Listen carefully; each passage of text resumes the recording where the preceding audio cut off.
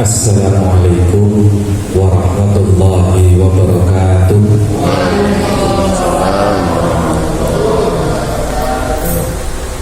Bismillahirrahmanirrahim. Alhamdulillahilladzi faddala bani Adam bil ilmi wal amali ala jami'il alam. Wassalatu wassalamu ala sayyidina Muhammadin sayyidil arabi wal ajam wa ala alihi wa ashabihi sadatil kiram, amma ba'd. Khadratul mukarramin wal muhtaramin, para alim, para masyayikh, para asatidz khusus, bersama-sama kita hormati dan muliakan tentunya Bapak Kiai Haji Buki.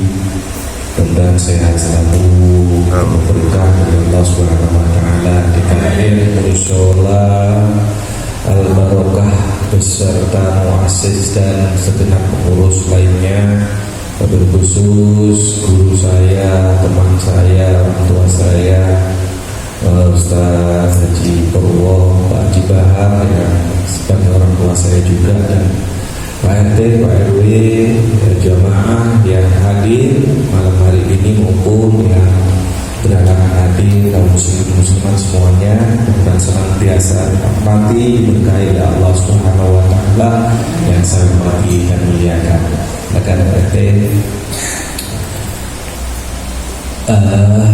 sebagaimana biasa mengawali ta'lim kita malam hari ini, kita baca Al-Quran Suratul Fatihah sebagai ungkapan syukur kita kehadirat Allah atas berbagai macam nikmat dan karunia, sekaligus sebagai doa permohonan kita buat para muassis, para wakif ini, mushola Pak Haji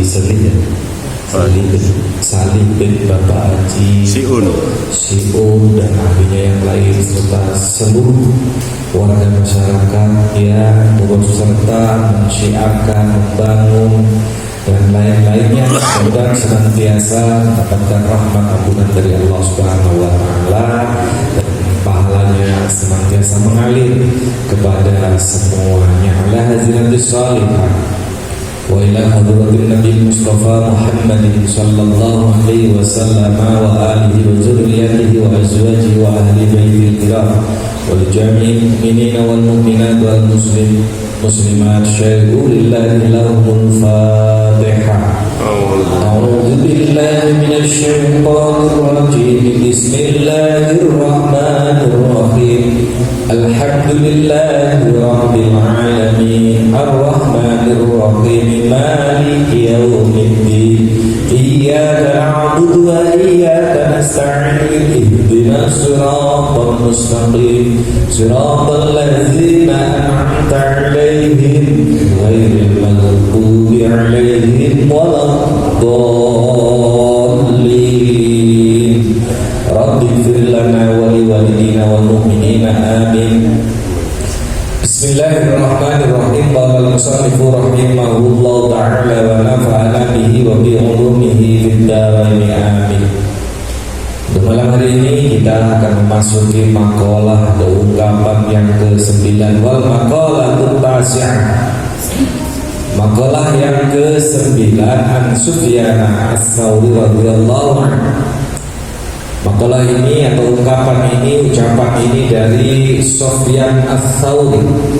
Sufyan as-Tsauri radhiyallahu anhu huwa Syekhul Imam Malik, yaitu gurunya Imam Malik, Malik bin Anas maksudnya, yang kita pahami bahwa mazhab fikih, ilmu fikih itu ada Abu Hanifah atau mazhab Hanafi, ada mazhab Maliki, yaitu imamnya adalah Malik bin Anas, serta Imam Syafi'i dan Imam Ahmad bin Hanbali. Nah, Sufyan as-Tsauri ini adalah gurunya Imam Malik bin Anas. Apa kata Sufyan as-Tsauri? Imam Sufyan as-Tsauri mengatakan, kullu ma'syiyatin an syahwatin fa innahu yurja ghufranha. Jadi Imam Sufyan as-Tsauri mengatakan kullu ma'syiyatin, setiap maksiat atau setiap perbuatan dosa nasyiatun yang dilakukan, maksudnya perbuatan dosa an-syahwatin, ayat nasyiatun an-syahwatin yang dilakukan karena syahwat, karena keinginan. Kata beliau, fa'innahu, maka sesungguhnya maksiat yang didasari karena keinginan nafsu, karena nafsu itu yurja ghufranuha, itu masih diharapkan ampunannya. Ahlan wa sahlan wa marhaban bihudurikum Ustaz Haji Pur. Yang hujanan udah berhenti karena saya mau hujanan. Jadi mohon izin saya lanjut. Fa innahu yurja ghufranuha. Kalau kita melakukan salah, melakukan dosa, tetapi karena syahwat kita, karena keinginan kita, itu masih ada harapan, masih diharapkan Allah mengampuni dosa dan kesalahan kita. Tetapi kata Imam Sufyan Ats-Tsauri, wa kullu maksiatin an kibrin ayat nasya'at an kibrin, setiap maksiat, setiap perbuatan dosa yang dilakukan karena kesombongan. Mana ada dosa kalau sombong, ya? Ada. Wa kullu maksiatin an kibrin ayat nasya'at an kibrin au da'wal fadl, ya, klaim keutamaan. Fa innahu la yurja ghufranuha. Maka dosa yang dilakukan dengan karena kesombongan tadi tidak bisa diharapkan ampunannya. Contohnya seperti apa? Ya. Pada perkataan Imam Sufyan Ats-Tsauri tadi, hampir mirip-mirip. Barang siapa yang melakukan satu perbuatan dosa, tetapi ketika melakukan perbuatan dosa itu yang laku, dia ketawa-tawa. Orang yang ini zaman-zaman tahun 90-an itu kan nyimeng itu di mana-mana ya, tengah jalan. Itu kan orangnya ketawa-tawa aja. Kalau udah pada ngisepin nyimeng itu, ya. Untungnya saya ngumpulin orang-orang begitu juga nggak kekit loh. Itu apa sih enaknya? Pokoknya kita gembira aja kalau nyimeng begini, ngisep begini, ketawa-tawa. Dulu kan tahun 90-an itu nggak ketat. Setiap ada tongkrongan itu paling tidak jauh dari nyimeng itu, ya. Biar saya nggak ahli juga kenal nama-namanya begitu. Ya. Jadi kalau model begitu ada juga kan yang bukan itu berketawa-tawa, kan? Main judi ketawa-tawa, ya, banyak. Jadi kalau man aznabatan ba'yadahu, orang yang melakukan perbuatan dosa dengan ketawa, fa innallaha yudkhiluhu an-nar wa huwa yabki, maka Allah akan memasukkannya ke dalam neraka sementara dia menangis, ya. Ketawa ketika berbuat dosa masuk neraka nangis. Karena apa kok sampai nangis? Haya'an minallah, malu kepada Allah, ya, malu dari berbuat dosa kepada Allah Ta'ala, wa khaufat, dan takut minhu, daripadanya, dari Allah, atau min adabi, dari azab Allah, ya. Minhu Ta'ala itu dari Allah Ta'ala. Takut juga ala taksirihi fi tilka ta'ati, ya, karena ketaatannya sedikit, dosanya banyak. Sementara ketika berbuat dosa dia ketawa-tawa, naudzubillah, summa naudzubillah. Begitu juga wa man aqa'a wa huwa yabki. Barang siapa yang melakukan ketaatan, taat kepada Allah, dan dia taat itu dengan menangis. Menangis karena apa? Nanti dulu, mana tadi? Karena salah tadi. Oh iya, sama. Khayaan. Li'anna hakahu. Tadi saya ulang ya. Fa innallaha, tadi kelewat barisnya. Man aznaba dzamban fa innallaha yudkhiluhu an-nar wa huwa yabki. Barang siapa melakukan perbuatan dosa dengan ketawa, dia ketawa, maka Allah akan masukkannya ke dalam neraka dengan menangis. Sementara dia menangis karena apa? Li'anna haqqahu ayyandama, ya. Karena haknya orang yang berbuat dosa itu harus menyesal, harusnya, bukan ketawa-tawa. Ada kan, astagfirullah, itu salah, itu dosa ya. Tapi enak juga ini, ya, harus diulangi lagi. Tapi artinya ada penyesalan. Haknya orang yang berbuat dosa harus menyesal, wa yastaghfirullah, dan dia harus memohon ampun kepada Allah Ta'ala lidzalik, karena perbuatan dosa itu. Wa man ata'a bahwa yabki, dan barang siapa yang rangka taat kepada Allah dan dia menangis karena apa? Hayaan Allah, karena Allah Ta'ala, wa khaufan minhu, dan takut karena Allah, karena takutnya, karena malunya sama Allah. Dan orang yang udah kalbunya itu menyatu dengan Allah, dikit-dikit melihat hal yang berbau dosa, ya itu udah sedih aja. Ingat dosa, sedih, kemudian terharu dengan bacaan ayat-ayat yang dibacanya, atau cerita tentang ketaatan, tentang Rasulullah, tentang orang-orang hebat zaman para sahabat, udah sedih aja. Nah, ini karena apa? Karena merasa takut kepada Allah. Allah taksir ini karena ketaatannya baru sedikit. Orang yang ibadah kemudian nangis karena Allah, bahkan dalam hadis Nabi itu kita diperintahkan oleh Rasulullah itu, kan itu kita suruh nangis. Kalau nggak bisa nangis, kita perlu nangis. Itu ada hadisnya itu. Ya, jadi maksudnya biar menjiwai apa yang kita baca dalam sholat. Tapi sholat yang gampang nangis itu kalau sholat malam, bukan sholat fardu, sholat tahajud. Karena kan masa sholat isya jam 3 pagi kan sholat tahajud gitu. Apalagi di rumah, terus orang-orang sepi pada tidur, kita sholat, apalagi kita matikan lampunya, nyentuh apa sih? Oh iya, itu akan terasa. Kita ingat dosa kita, bandelnya kita duduk sama orang tua. Pernah nggak waktu sekolah kayak saya bohongin orang tua? Kalau saya sering dulu, karena uang jajannya sedikit, jadi untuk supaya tambah uang jajannya sama orang tua bahwa ada bayaran ini, ada bayaran ini, padahal enggak. Nah itu ketika sholat malam, meskipun sekarang ini udah tua begini, orang tua udah gak ada semua, ingat semua itu, ya Allah dulu kenapa sih gitu. Ya, itu yang paling sering itu bohongin ada bayaran apa untuk tambah uang jajan.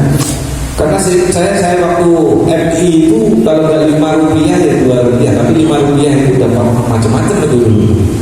Ya, itu gambarannya. Nah, hal seperti ini, makanya usahakan kalau kita ibadah itu biar terharu, ya supaya terharu ingat dosa kesalahan kita. Yang paling utama adalah kita tahu apa yang kita baca, ya. Karena Allah yudkhilul jannah wa yadhaku. Ketika melakukan ketaatan kepada Allah dengan cara menangis karena merasa malu sama Allah karena sedikitnya ibadah yang kita lakukan, dan kemudian karena terasa takut akan azab Allah, maka Allah akan memasukkannya ke dalam surga dengan ketawa. Ayyafrahu ghayatal farah, yaitu karena gembira, dengan sangat gembira, lihusul limaklubah, karena keinginannya berhasil bahwa afwallahu ta'ala, yaitu ampunan dari Allah Subhanahu wa ta'ala. Wajar, bolehlah kita ibadah sambil nangis-nangis karena kecapean, karena hal-hal lain tadi, tetapi ketika kita masuk surga akan sangat-sangat gembira sehingga kita akan tawaria, ya, bertawaria. Baik, saya singkat saja bahwa kajian malam hari ini terkait dengan makalah ke-9 dari Imam Sufyan Ats-Tsauri. Kalau kita melakukan perbuatan salah karena syahwat kita, ada harapan diampuni oleh Allah. Tetapi kalau kita melakukannya sombongan, ya, dakwal fadl, merasa hebat.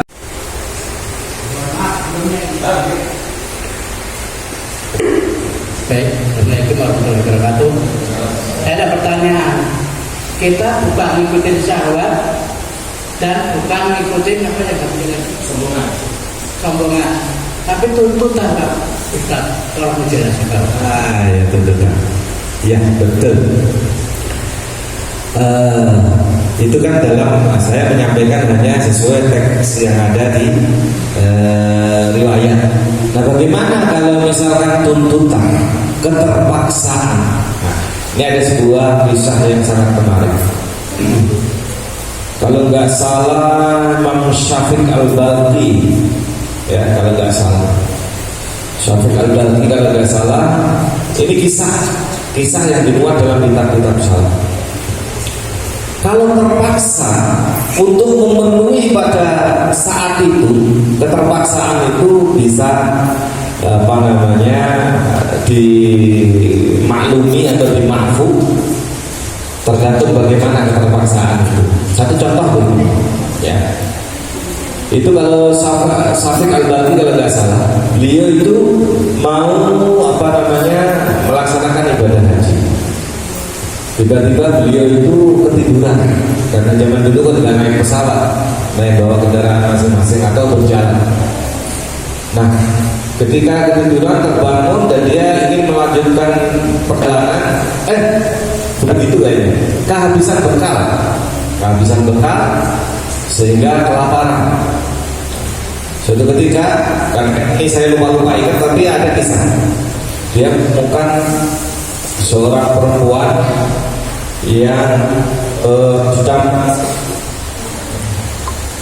ada beberapa kisah hampir mirip tetapi beda redaksinya.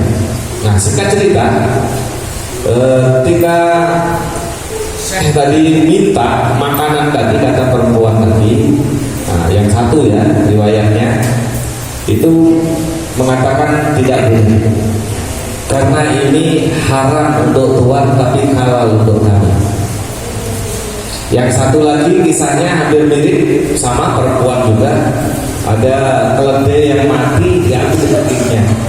Syafiq Al-Balkhi ini mengingatkan, buat apa bu, bahasa bebasnya kok itu kan bangkai itu haram buat anda tapi halal buat kami. Nah, singkat cerita kenapa? Karena ini adalah yang kisah yang satu tadi, ini adalah bangkai yang saya masak meskipun baunya haram. Makanya haram untuk tuan tetapi kalau untuk kami, kata kami dan anak ini sudah nggak makan beberapa hari. Yang satu lagi juga sama, yang ceritanya kisahnya mengambil bangkai tadi.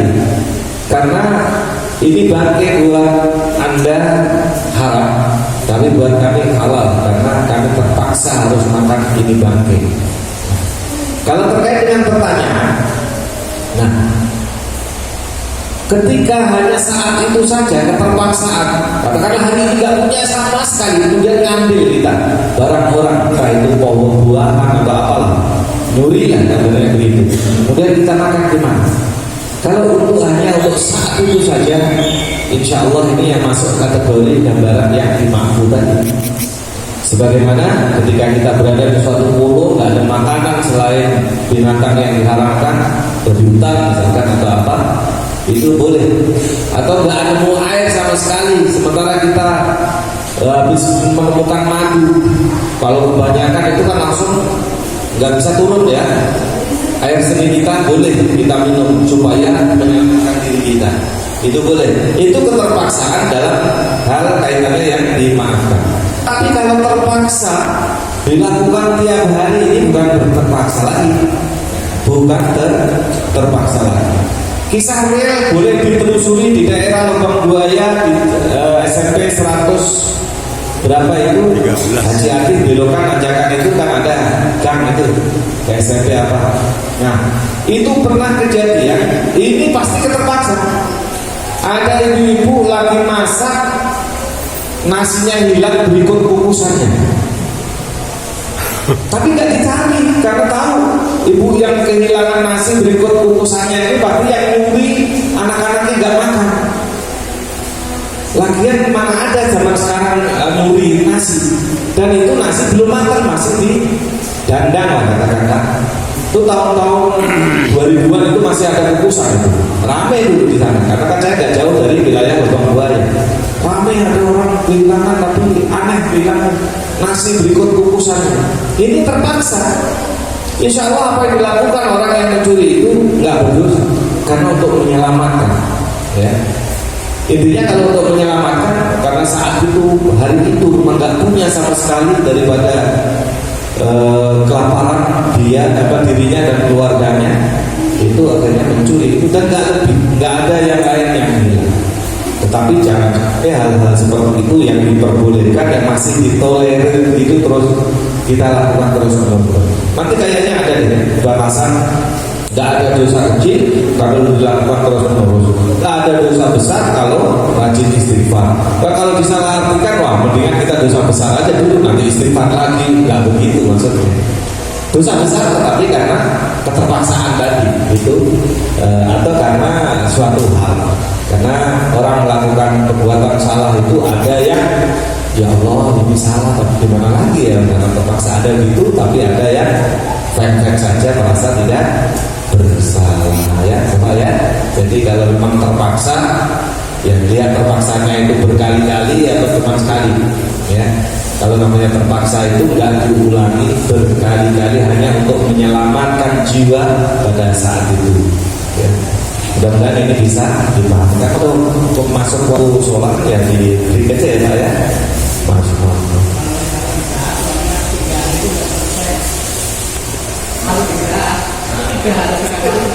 Nggak selesai.